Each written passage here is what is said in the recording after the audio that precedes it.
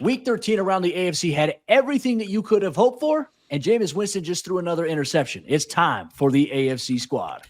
You are talking ball with the AFC Squad, sponsored by Game Time.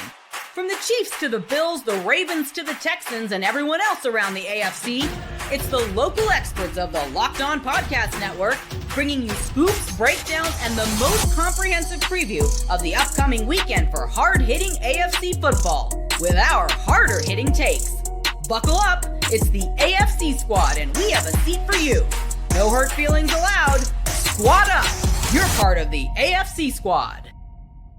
What's up, everyone? Welcome into an AFC Squad episode here. We're in the month of December. They've got us back. Obviously, a special thank you to our sponsor over there at Game Time. Today's AFC Squad show is also brought to you by our friends over there at FanDuel. Get a big return this season on FanDuel. New customers can place a $5 bet, and you'll get started with $150 in bonus bets if you win your first $5 bet. Visit FanDuel.com to get started. Welcome into the AFC Squad. Sit back, grab your favorite beverage, and join us as we get you ready for another wild week across the AFC, Week 14. But before we can get to that, we got to recap Week 13. Let's go around the horn here, rapid-fire fashion. I'm Cody Rourke, host of Locked On Broncos, joined today by star-studded cast John Butchko of Locked On Jets, David Drogemeyer of Locked On Chargers, Mike Debate, Locked On Patriots, Kevin Ostreicher, Locked On Ravens, and Chris Carter, Locked On Steelers. So you got some AFC West representation, AFC East representation, and the AFC North. This is fun.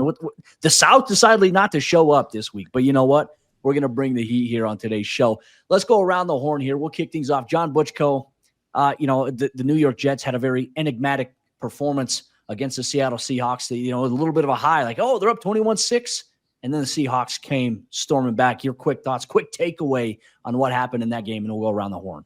I mean, the Jets in that game returned to kickoff for a touchdown. They recovered 2 fumbles off kickoffs. They blocked an extra point, so you can't blame the special teams. It's the story of the season for the Jets. They just find new ways to lose every single week. They when they get behind early, they get blown out. When they take a lead early, they find a way to blow the game. It's just a really, really bad football team.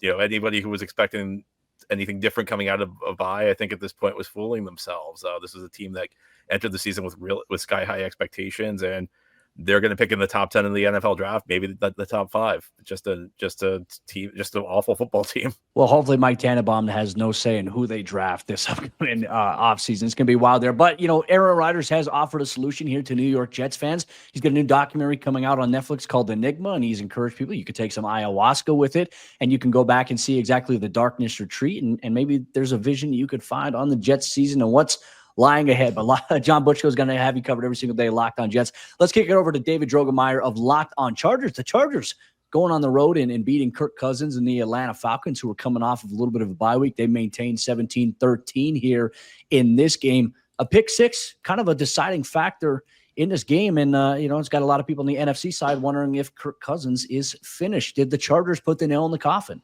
Yeah, like Jameis Winston, I'm sure Kirk Cousins is hoping that, everyone delivers him from pick sixes. And, that was definitely a huge part of this game because he threw 4 interceptions in this game, including the one at the end by Derwin James that sealed the victory. The Chargers defense is the reason why they won this game. The Chargers offense was Ladd McConkey and Justin Herbert and then everybody else. Ladd McConkey had over 105 receiving yards at halftime. And he slowed down a little bit in the second half because he is dealing with some injuries. It's a big thing for the Chargers. Their offense has just been very sluggish. Thankfully, this year they actually have a real defense that can back them up and can really pull them out of the deep water when they don't have it. So that's playing complementary football, and that's why they're sitting here at 8-4. AFC West is becoming a little interesting here, David. I know it's going to spice up a little bit towards the end stretch of the season. Let's kick it over now to Mike Debate, Locked On Patriots. Mike, Broncos country was hoping that the Patriots would find a way against the Indianapolis Colts there. They lose 25-24. Just a little bit of a heartbreaker in the eyes of everyone in Denver there, Mike. What's going on in New England? Yeah, well, snatching victory from the hands of defeat, snatching defeat from the hands of victory. The New England Patriots had it in their grasp, Cody, and they just couldn't get it done, not only for Broncos country, but for a lot of other hopefuls out there that were hopeful that the Patriots could put away the horseshoe and make it one less team contending for that final playoff spot. But look, you can say all you want to about the New England Patriots being ill-prepared and having penalties be the problem. I preached that last week here on the squad, and not being able to rise to the challenge. But ultimately, I mean, you allow your opponent in your home stadium to march 80 yards, 19 plays, grind that final drive out, and then, for good measure, put in a 2-point conversion that not only gives the team the lead, but the victory, and then have to rely on a Hail Mary type 68-yard field goal attempt from Joey Sly, which was a near impossibility. This is the reality for the New England Patriots. John talked earlier about not a very good football team for the New York Jets. There's seedlings of hope for the future for New England, but not right now. This is just a very poor football team with only a couple of bright spots to cheer for right now. Get Drake May some weapons. I'm going to be pounding the table for that all Amen. Speaking of weapons, the Ravens lose one in Deontay Johnson. Kevin Ostreicher locked on Ravens in a battle of the two MVPs that we talked about last week, Saquon Barkley versus Lamar Jackson. The Ravens fall a little bit short, 24-19 to Jalen Hurts and Saquon there. I mean, obviously this was a tough matchup. Regardless, it was fun. It was build there, some back and forth action here. But how do the Ravens respond from this one? It's tough. The bye week, I know when you look at the schedule, when it first comes out, you look at a week 14 bye week and you're like, man, that's super late. Like you got to go through all these games and get all these physical games under your belt before you actually get to a break. But speaking of weapons, Cody, the one that the Ravens seem to have lost is Justin Tucker. He's the worst kicker in the league this year. He's missed 10 kicks. The Ravens lose by 5 against Philadelphia. He leaves 7 points on the board. And in the Ravens' 5 losses, it's been by a combined 22 points. Justin Tucker's missed a combined 22 points worth of kicks. Now, was it all on Justin Tucker? Of course not. Lamar Jackson and the offense stalled out and put Tucker in that position. But obviously, if you're Justin Tucker, you do have to execute. And so now you're kind of talking about, like, what do you do now? Because I don't know about you guys, but the kickers out there, it's Randy Bullock, Cade York. Like, you're not really going to be able to sign anybody in December that can take it to the promised land, let alone someone that has the resume of a Justin Tucker. So the Ravens are kind of stuck right now between a rock and a hard place, because it's like, do you ride it out with someone who clearly is in his own head about everything, or do you try to bring somebody else in, at least just for competition's sake? So it's difficult because, the Ravens for a decade plus, you could go Justin Tucker hops on that field regardless of where he was. You could put your groceries away, get him from the car. You'd come back. The Ravens would have 3 points. Doesn't matter where he is. But now even on extra points, you know how you kind of lean with the ball a little bit to see if it goes in or not? Like, that's what we're experiencing here in Baltimore. It's a very odd feeling. It's a very uncomfortable feeling. And it's just really sad to see Justin Tucker, who's meant so much to the city and franchise, struggle so badly. It's rough. Part of me also wants to wonder, is it a curse for Justin Tucker mocking Russell Wilson on the whole let's ride thing? Or is it the playoffs? Is it the moving the balls, or getting in the way of Patrick Mahomes and Travis Kelce? Is it the Taylor Swift curse? Is that matriculated down to Justin Tucker? Like, everyone wants to know. We'll do a research on that. There'll be a 30 for 30 documentary on that one day. We're going to kick it over now to Chris Carter, one of the hosts here on the show, who also was in a game where there was some cardiac entertainment here, a back and forth, a shootout inside the AFC North. They outlast the Bengals 44-38 and really kind of put the nail in the Bengals season. It's not official yet, but man, we say it every week, that life support. It's like, all right, there's a breath, but it's like, is that the going breath, or is it we still have hope breath? I think the Steelers kind of delivered a little bit of a hard punch here. No matter what Joe Burrow and that Bengals team tried to do, the Steelers just simply were too much, and they outpowered them. Before I start about the Steelers, Cody, it's the wrong curse. It's the Craven curse. Ever since Justin Tucker's appeared in that Craven commercial for that terrible looking movie, that's what started all of these problems. There's a reason they released the first 8 minutes on YouTube of that movie.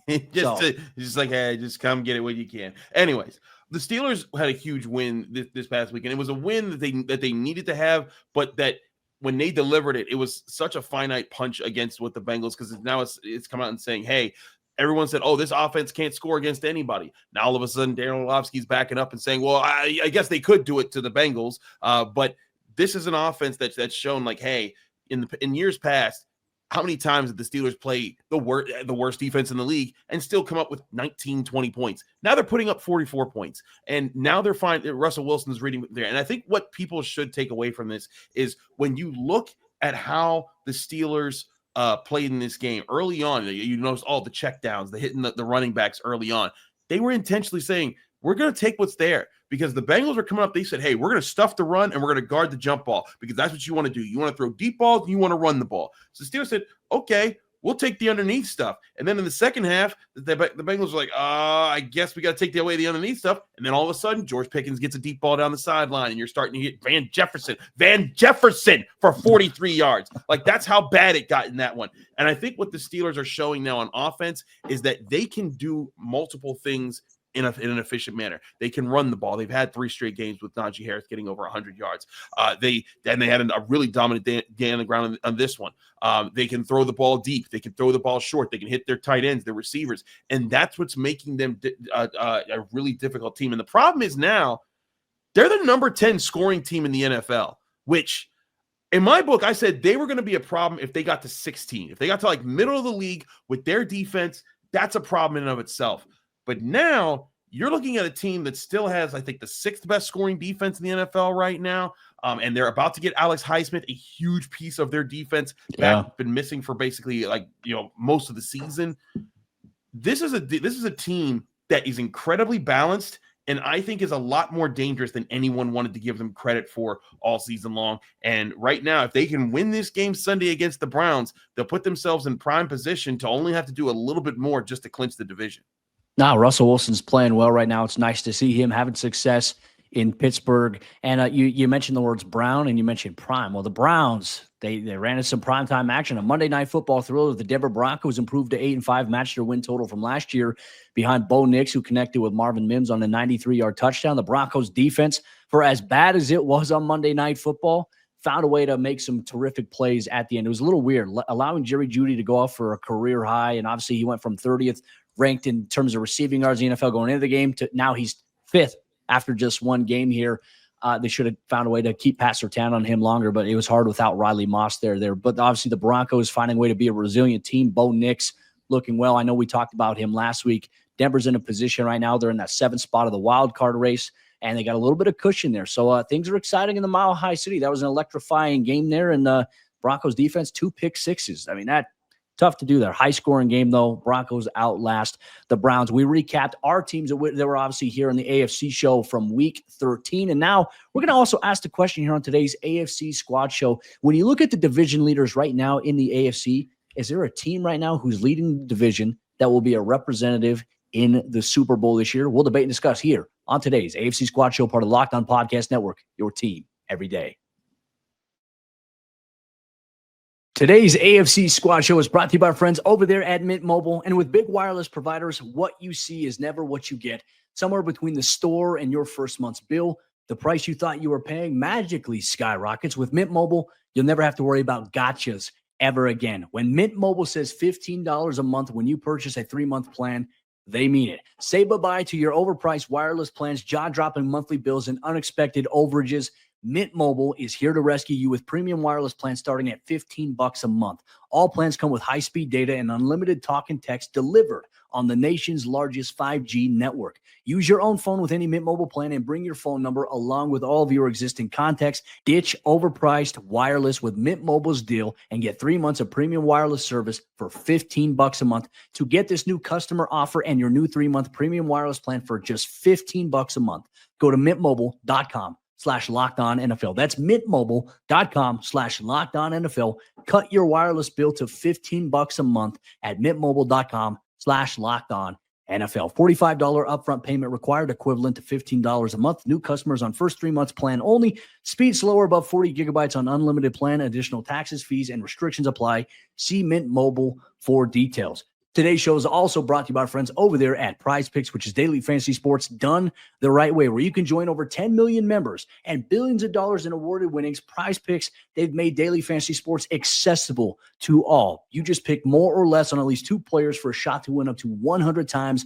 your cash. Run your game all season long on Prize Picks. And right now, Prize Picks, they're the only real money daily fantasy platform with an injury insurance policy so that your lineups stay in play, even if one of your players gets injured. If your player leaves in the first half and doesn't return, Prize Picks keeps your lineup live. So sign up today and get $50 instantly when you play $5.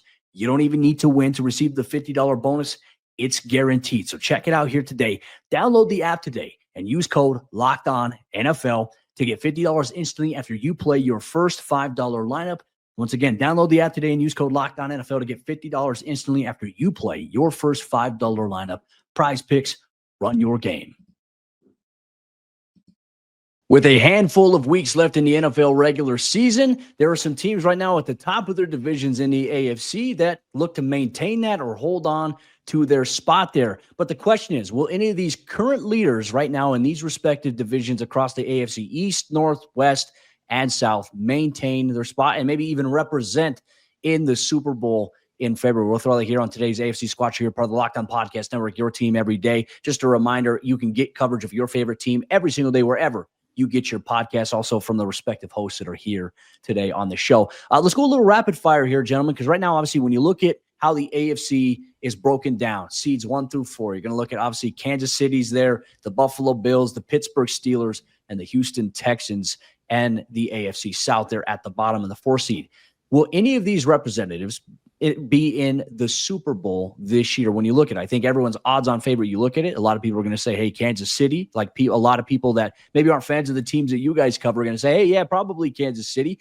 But when you look at it, like the Chiefs, they were the favorite coming into the year. What about the Bills, the Steelers, or the Texans? Let's go rapid fire here. John, who do you think? And then we'll throw it to Dave, and we'll just go in order. We'll go rapid fire, and then we'll even look at some of the teams that are, in those wild card spots. Do they also have a chance? I would go with Buffalo right now. I think they've been the most consistent team through the season. They're top 6 in scoring offense, top 6 in scoring defense. They've got 6 wins by double digits so far this year. I know a lot of people will look at Kansas City, but the Chiefs aren't really, even though they keep eking out these wins, they're not playing at a super high level right now. I mean, I think the performances that get you by Carolina, the performances that get you by the Raiders, they aren't going to get you by Buffalo. We saw that a couple of weeks ago. Look, I understand like Buffalo's got the history in the playoffs against Kansas City, but we've seen this through the history of the league. You always say this team can't win the big game until they do. I mean, people said this 20 years ago about the Colts, how they could never get through New England, and then they did. People said in the 90s, the 49ers could never beat the Cowboys. 94, they did. Look, it's gonna be a really tough playoffs. I think there are a lot of teams in the AFC that could go far. I think getting the 1 seed is going to be really important this year. And even though Kansas City's got the lead right now, I kind of like Buffalo's chances to get it. The Bills have a tough game in a couple weeks at Detroit, but they're finished. Their final 3 games are New England, could be a preview, and Kansas City. They still have to play the Chargers. They still have to play the Steelers. They still have to play Denver again in Denver. So I think Buffalo, potentially could get the 1 seed, and that's going to be really important because that gets you out of the wild card round. And I think all 3 of the AFC wild card games are going to be really tough on the home team. Even if you win, you may face an opponent that takes a lot out of you.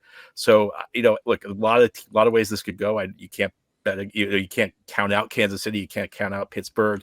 Can't count out a lot of teams. But I think Buffalo is the odds-on favorite. David, how are you feeling? I mean, we mentioned the Bills, Steelers, and Texans, but even like right now, you look at the wild card teams, it's the Ravens, Chargers, Broncos. Going to throw it here because we're in that category. Do the Chargers have a chance to represent in the Super Bowl this year? Where are you gauging at with where they're at, considering where their offense has been? Yeah, I like the fact that the Chargers have a legitimate head coach here, and it definitely has been a huge difference in the culture. The Chargers are a different football team than they were last year. They're a much more physical team. They're much more well-disciplined. They are prepared every single game they show up. They don't look like, they're out of place, which I could not say in previous years. So I like the direction that they are going. I don't think they have enough firepower on the offensive side to be able to put up the amount of points it's going to take in the playoffs for them to get there this year. Now, next year, after the Chargers have $100 million in cap space and a bunch of picks, then yeah, they can definitely load up and I think be in a much better position to go out there and vie for a Super Bowl. But I think for me in the AFC side, it's 2 teams.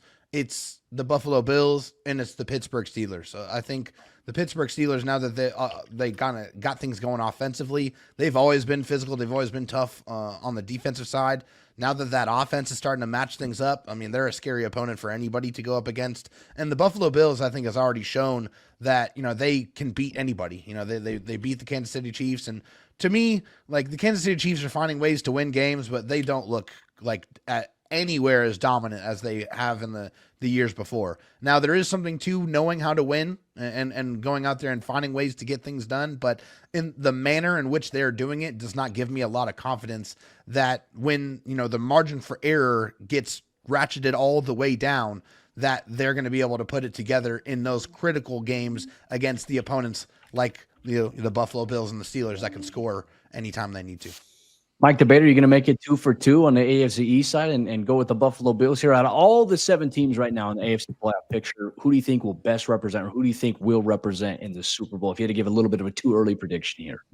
Yeah, I'm going to go with John on this one, Cody. I definitely am going to go with the Buffalo Bills. Look, there is something to be said about to be the man, you got to beat the man, to quote Ric Flair. And I've done that several times here on the squad. Kansas City is still the defending champions, and they always have that chance. You got Patrick Mahomes, you've got Travis Kelce, you've got a phenomenal Steve Spagnuolo defense. You still always have a chance to win any game you're in. So until they're officially eliminated and done, I don't think anybody can count them out. But the one thing that I like about Buffalo that I'm seeing this year is a resilience that we haven't necessarily seen from them in recent years. Joe Marino talked about this a couple of weeks ago. This was supposed to be Buffalo's closed window. Everyone was talking about Miami, maybe even the Jets, taking the division from Buffalo this year because of the losses they sustained. They came back with a solid resolve, and now that defense is starting to get healthy. Matt Milano's coming back in to provide some continuity and some stability to that defense. So you're getting this team now that looks to be not only playing their best football, but their best football may still be ahead of them. And that's a scary thing for the teams in the AFC right now. A lot of talented teams. You guys mentioned the Steelers. You guys mentioned, obviously the Chargers are another team that I think could make a little bit of noise. I'm not counting the Ravens out of anything just yet. But when it comes to what the Buffalo Bills have done this year, I've seen it year after year here in New England. There's something about the way that team is playing football this year that makes me believe this is a team to be reckoned with in the coming weeks. Kevin Ostreicher, how are you feeling about it? I know we talked about it earlier, the struggles of Justin Tucker. We talked about how big and how important he is in the postseason. Maybe this is something that just lingers in the regular season, and maybe, hey, the postseason, Justin Tucker gets his groove back, and he's got to ask Stella first. Yeah, I mean, the Ravens will always have a chance as long as Lamar Jackson's on the field. He always gives you a chance to win, and now that you've added Derrick Henry, that duo will give you as good of a chance as anybody. But the way that they're playing right now, they're not going to be able to represent the AFC. They have to definitely clean some things up, which is why, again, we were kind of here in Baltimore, it's this bye week is too late. But now everybody's kind of thinking, well, this might be the best thing to happen to this team right now, so they can sort some stuff out and get ready for their stretch run. So the level of confidence right now in Baltimore is definitely low, especially after you lose 2 of 3 games. Obviously, the Steelers and the Eagles being those 2 losses, and kind of the way that you lose them with self-inflicted mistakes and essentially being out physical. And that's been something that's given the Ravens fits all season when there's just a bigger, more physical defensive line in front of their offensive line. I mean, it happened with Philadelphia. It happened with Pittsburgh, Kansas City earlier in the season. It's like those fronts have given the Ravens issues. But then for a team like Buffalo, that really doesn't have the horses on the defensive line, Baltimore is able to dominate them. And, a team like Tampa, who has Vita Vea, but other than that, it's like who else is on that line? And even Denver, who has some guys on that D-line. Denver has some physical players, but they were even able to dominate over there as well. So I feel like, to me, the Ravens have a chance. But if they play the way that they're playing now in the playoffs, they will not get the job done. And matchups play a big factor too. I think Baltimore would run over Houston in the wild card round if it was 4-5. Like, I feel like a lot of wild card teams want that Houston matchup as opposed to Buffalo, Kansas City, or Pittsburgh, or whoever wins the North or whatnot. But I feel like it's all matchup based here, and it usually is in the postseason, because you might be running over teams one way or the other, but if you get that one bad matchup, it might be bad for you. Chris Carter, Locked On Steelers. I mean, obviously the Steelers defense, the way that they're playing, the way TJ Watt is playing, and with Russell Wilson finding his groove right now, they're a dangerous team right now. Do you feel like they could represent in the Super Bowl here? I feel like they could. Like John and like Mike, I think that the Bills are still the clear favorite right now. They're playing the best football. They haven't lost since early October, and they've earned their wins. They've also been very confident in some of their wins. I think that's the thing, though, is that Josh Allen knows what he's doing. He's got those guys locked up. But as Kevin brought up, styles make fights. And when they faced the Ravens back in late September, the Ravens destroyed them. And sure, you can say they've grown, the Ravens have grown, that everyone's kind of, you know, a little bit different since then. But I do think there's something to the idea that there's going to be a team that knows how to run the football well, that could be the team that represents the AFC, just like the Lions are probably going to be the team that represent the NFC. They were my preseason pick, you know, in the Pittsburgh Post-Gazette to even win the Super Bowl. I had was the Detroit Lions doing it this year.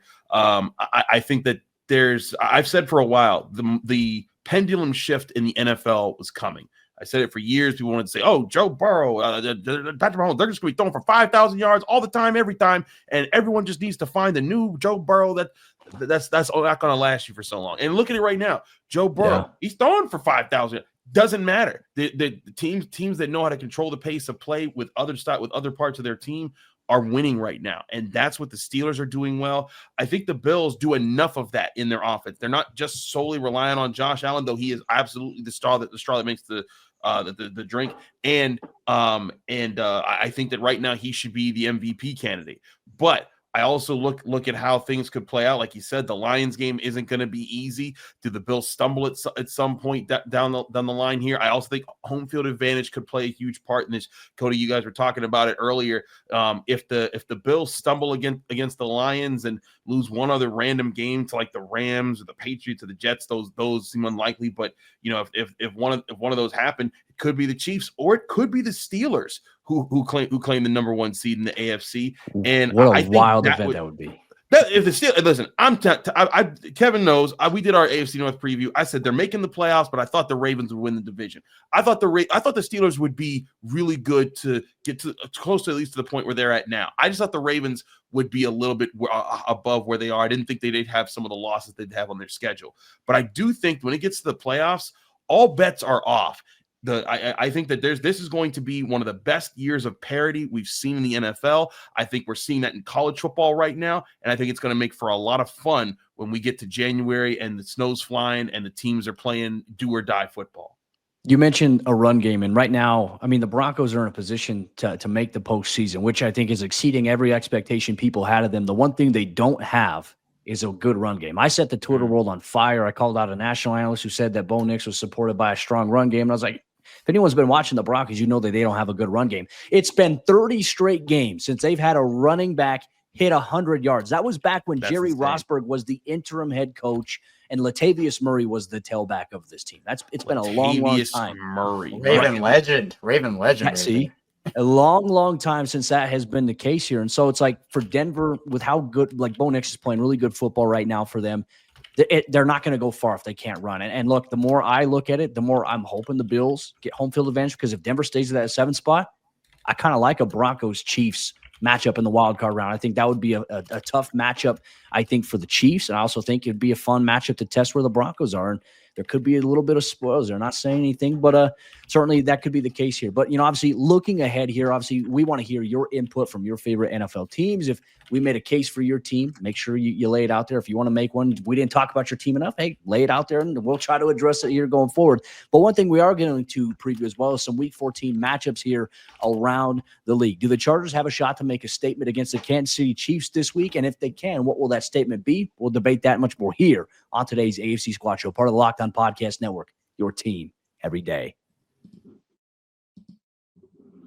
Today's AFC Squad Show is brought to you by our friends over there at FanDuel. As you all know, FanDuel is America's #1 sportsbook, and they want you to get ready to tackle Week 14 around the NFL inside of the FanDuel Sportsbook app, where you can bet on money lines, point spreads, player props, and more, all inside of their app. And right now, new customers can bet $5 and get $150 in bonus bets if you win. The FanDuel Sportsbook app gives you everything that you need to place live bets on the NFL all in one place. So when you're watching the games, whether that's Thursday night, Sunday night, or Monday Night Football, you can check out the latest stats. You can view live play-by-play and so much more on the same page where you place your bets. Just visit FanDuel.com to join today, and you'll get started with $150 in bonus bets if you win your first $5 bet.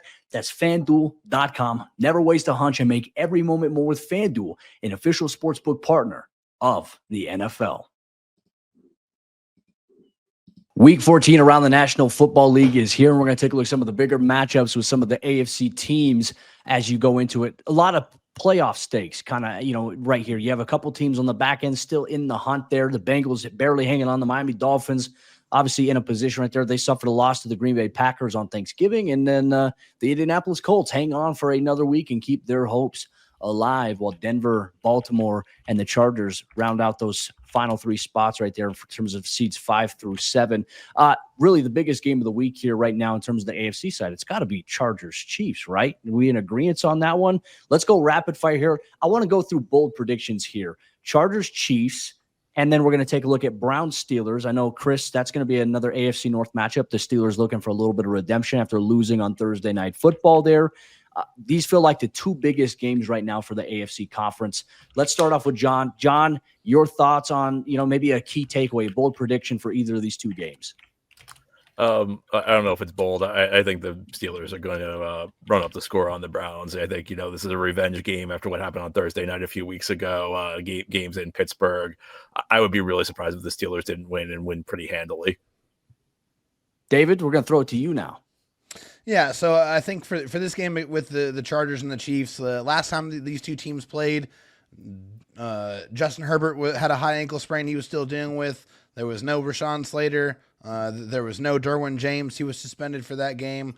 So, this is a game where the Chargers are going to be in much better shape health-wise. The thing is who's going to step up on that offense? Because hey, we know with the Chiefs, if you want to beat them, you got to finish with the ball. You got to finish in victory formation. You can't give them any time on the clock because they can score in 13 seconds, as they've showcased. So, yeah. This is a team where, this is a big statement game. This is really the last, I wouldn't say the last, but it's one of the biggest opportunities of the year, really, for the Chargers to be able to plant their flag and say, hey, I am here. I am a team that you need to worry about, that you need to prepare for, that you should be worried about when the playoffs hit.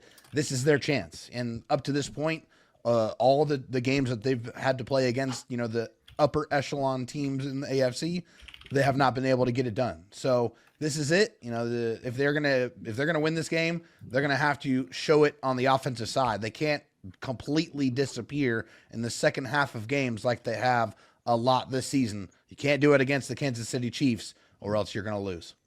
Well, Kevin, Mike, you two and I, we can enjoy the bye week. We can watch all these games stress-free and have some fun here. So let it rip here on these bold predictions between these two games, Browns, Steelers, or the Chargers and Chiefs. Mike, where are you leaning? Well, if I'm going to be a little bit of a homer, and I'm going to do that, I'm going to go with Patriot legend Jalen Reagor maybe having an impact on the Chargers Chiefs. Look, bottom line, I know that's going to raise a lot of eyebrows, and it's going to get a lot of people laughing at me, even in Los Angeles. But I did watch Jalen during training camp, and there is an ability that this kid has to rise to the occasion in moments where you don't think he has it in him. He has the speed to be able to get it done. One way to try to help neutralize that Kansas City defense is to maybe catch them off guard in a matter that they weren't expecting it. Reagor is someone that can make plays. So I'm not saying it's going to happen, but I'm just saying keep a sharp eye out, because he is a guy that I think is capable of a lot more than he gets credit for. So if you want a bold prediction, yeah, I think that's one of them. But more of my tame prediction, I think the Chargers give the Chiefs all they can handle this weekend. That's always a tough matchup for Kansas City. Los Angeles rises to the occasion. I think they will this weekend. All righty. There you go. You heard it here first. Kevin Ostreicher, where are you leaning? Are you going to stick with the AFC North? Are you going to go with a little bit of an AFC West battle here? Yeah, well, John and I are on the same wavelength, because I agree. I think that, the Pittsburgh Steelers are going to handle business against Cleveland. And a lot of that is because obviously we talked about the trap game a couple of weeks ago and if it was one or not. And, that happened. But now it's okay. Pittsburgh knows what now they're going up against in Jameis Winston. And I feel like now it's like, okay, you got yours. Now we're going to go get ours back. So that's I'm with John on that. The Chargers-Chiefs game, I'm going to say my bold prediction is Los Angeles beats Kansas City by 2 scores. By 2 touchdowns, actually. I'll go 2 touchdowns. It's not that bold. I think all of us are picking the Chargers. But I'm going like blowout. I'm going blowout. Like, okay. This in is Arrowhead.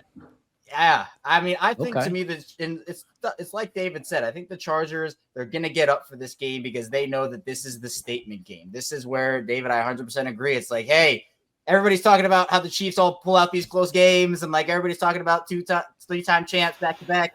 No, hey, we're in this division too, by the way, if you didn't know that. Like, this isn't just the Chiefs West. And Cody, I know you can kind of sympathize with that too, because everybody's talking about the Chiefs in that division when you have two other good teams in that division. But it's almost just like they can't keep getting away with it, right? They can't keep getting away with it. And then we say it every week and it happens.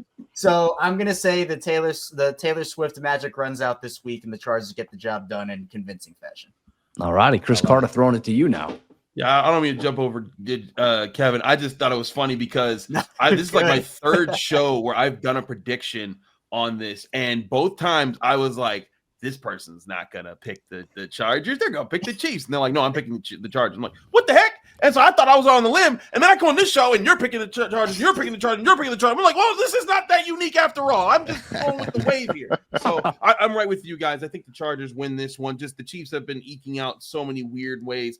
I think eventually something crumbles there. And they might bounce back and still be the team to beat in the playoffs. I think this week is just the Chargers week. When it comes to the Steelers, Browns, y'all been saying it too. Like, that was the short week on the road. If you going back and you watch the all 22, I want you to click on the end of the Steelers like first defensive possession in the second half and the beginning of the second defensive possession in the second half. It looked like a normal day and then blizzard. And it was just the lake effect snow just crushed that game. So you had the short week, the road game, the blizzard. You had George Pickens getting thrown to the ground by every angle all the time. Even on the Hail Mary, they just dragged him out of bounds when the ball was out in the air. And it still took that for the Browns to win by 5. I think the Steelers, Mike Tomlin is a good coach. He's a great coach, in my opinion. I think one thing that he does is he gets his guys geared up for big moments. They were geared up on an offense for this game. If you go back and you watch the Hard Knocks for this week, you'll see him talking to Nick Herbig, who had that big sack strip fumble on Joe Burrow that led to the touchdown the other way. I would be scared to be on the other side of Mike Tomlin this week because I think that he has got it into these players. This is a physical football team. They play really good defense. They want to run the ball on you. And now they can throw the ball on you deep, short, tight end, receiver, running back, whatever. The Browns are going to need Myles Garrett to completely go ballistic again in this game if they have any chance. If they do not, I think the Steelers dog walk them in this one, and that's where I have it going. I think my prediction right now is 33-16 Steelers. All right, multiple scores here at this point. And look, I don't disagree. I'm going to stay with the trend here. I don't know if I have anything bold to say necessarily, but I do think that the Chargers are going to be a team that, hey, right now, look, they don't have J.K. Dobbins. He's got the knee injury. Everyone's saying, all right, they're not going to have much here. So, Ladd McConkey's banged up. All right, well, what do the Chargers have? This is where Justin Herbert, I think, in these matchups against Patrick Mahomes, he rises to the occasion. Now you have the X factor of Jim Harbaugh there in the mix. I know they're going to have a really good game plan going into that game. I think the Chargers are going to win. I'm not going to say they're going to win by 2 scores like Kevin did, but I think the Chargers are going to eke out a win here. Now, all of a sudden, the Buffalo Bills and Kansas City, they're going to be vying for that number 1 seed at the end of the season here. And I'm also in agreement. I think that the Cleveland Browns just don't have enough steam in them. Monday night game, short week, and now you're playing an angry, fired-up Steelers team that, Mike Tomlin's now mic'd up because of Hard Knocks. He doesn't like it, but man, it's going to be appointment viewing for all of us that love football. And obviously, if you're in the AFC North, it's going to be fun to watch regardless here. But one thing we all know is we're going to be watching Week 14 around the NFL, in particular the AFC. Wanted to say thank you so much to everyone who makes us your first listen of the day, or if you're an everydayer of the respective teams, or if your team isn't here, if their host isn't here, we have a Locked On podcast for you. So make sure you find it here on the Locked On Podcast Network, your team every day. That'll wrap up this week's edition of the AFC Squad Show. You know that. We'll be back next week for another episode of the show. We might have to hold some of these bold predictions to the fire. We'll see you then.